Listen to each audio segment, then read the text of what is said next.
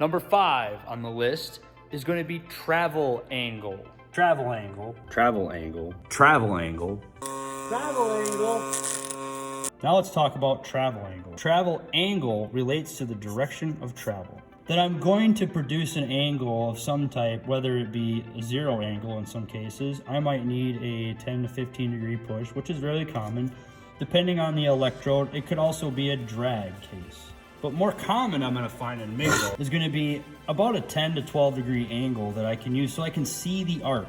That combined with my contact tip to work distance being favorable, I'm gonna be able to see the molten puddle. So this is a really critical feature when you tie everything together between my work angle being either 90 degrees, and then I've got about a 10 to 12 degree work angle or travel angle here.